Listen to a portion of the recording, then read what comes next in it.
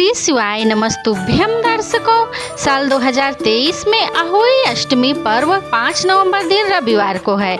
इस साल यह व्रत बहुत ही खास योग में आ रहा है।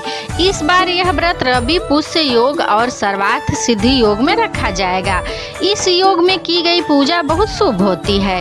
अहोई अष्टमी पूजा के दिन तारों को अर्घ देने का समय, व्रत कब खोले, पारण कब कैसे करें, बायना किसे दें, चलिए जानते हैं इन सभी बातों के बारे में। अहोई अष्टमी व्रत 5 नवंबर 2023 दिन रविवार को है। अष्टमी तिथि आरंभ होगी 5 नवंबर की सुबह 12:59 पर। अष्टमी तिथि समाप्त होगी 6 नवंबर की सुबह 3:18 पर। अहोई अष्टमी की पूजा का शुभ मुहूर्त होगा 5 नवंबर सायंकाल 5:33 से सायंकाल 6:52 तक। तारों को देखने के लिए सांझ का समय है सायंकाल 5:58 तक।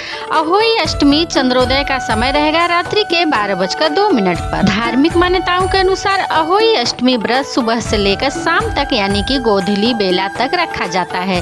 व्रत का पारण रात्रि के समय में सूर्यास्त के बाद जब तारे निकल जाते हैं तो अहोई माता की पूजा कर तारों को अर्घ देकर किया जाता है। फिर व्रत खोला जाता है।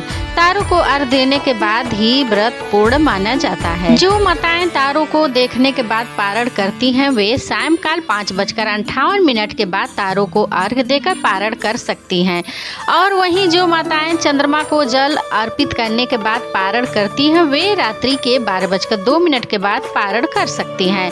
पारण करते समय सबसे पहले जल और गुड़ का सेवन कर पारण करना चाहिए। इस व्रत में मीठी और लाल रंग की चीज से व्रत का पारण करना शुभ माना जाता है। इसके बाद आपको बनाए हुए सात्विक भोजन को खाना चाहिए। अहोई अष्टमी का व्रत निर्जल रखना चाहिए। इस व्रत में तारों को अर्घ तांबे के लोटे से न देकर पीतल के लोटे से देना चाहिए।